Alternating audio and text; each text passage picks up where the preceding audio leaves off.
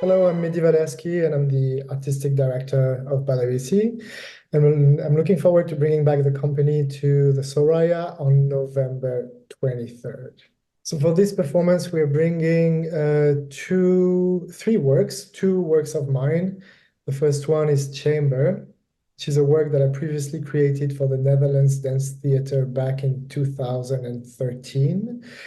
Which is a work for the entire company, so 20 dancers on stage. And then we'll have an intimate duet, which is another work of mine that was created during the pandemic in 2020.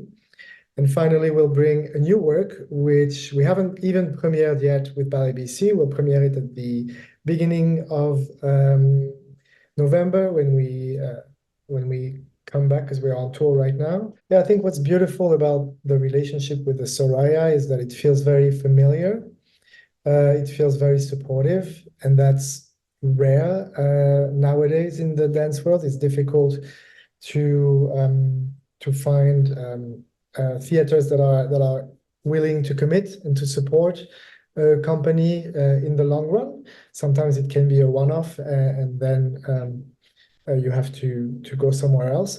It's a place that the entire company always looks forward to.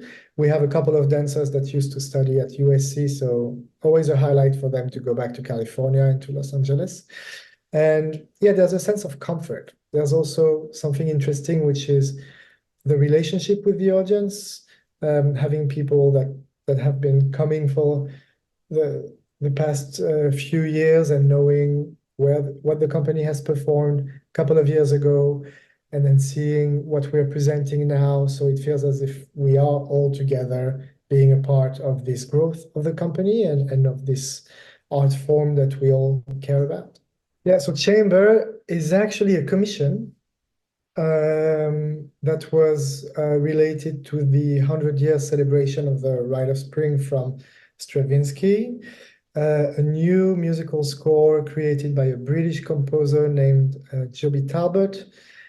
It's very rich, and it's a work that echoes what Stravinsky's Rite of Spring evokes in my imagination, and relates a little bit to some of the themes that they've been working with when they created the work back in 1913.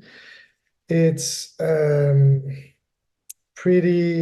was pretty ambitious at the time when I worked on it. It was the first time that I created for the entire company when I was back at NDT.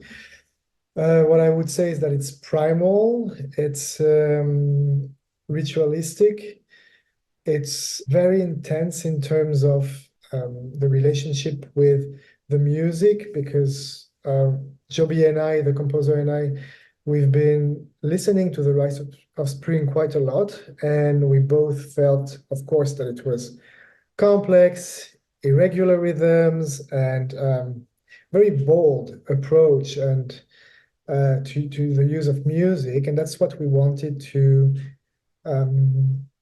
extract from the original score and work with. Yeah, I find it important to think about the entire show from beginning till the end, and the journey that the audience is going to go through during the performance, and knowing that Chamber and Frontier are large-scale works with both using classical music and Frontier using electronic music. I felt that the centerpiece should be a space where the audience could maybe breathe, because it's a lot of information, starting with Chamber and with the music from Joby, and then finishing with Crystal. So I chose Silent Tides, which is an intimate work for two dancers only, with the music from a Belgian composer, Adrien Cronet, as well as a beautiful violin concerto from Jean-Sébastien Bach. And I felt that this was a nice, musical, visual landscape for the audience to go through, so that they would have a little bit of highs and then moments where they can breathe and and almost appreciate silence and pauses, and then again go back into a climax and more visually rich and intense work to finish the evening. I think before defining all the roles and all the hats that I wear as an artistic director, I see myself as an artist and as a dancer before anything.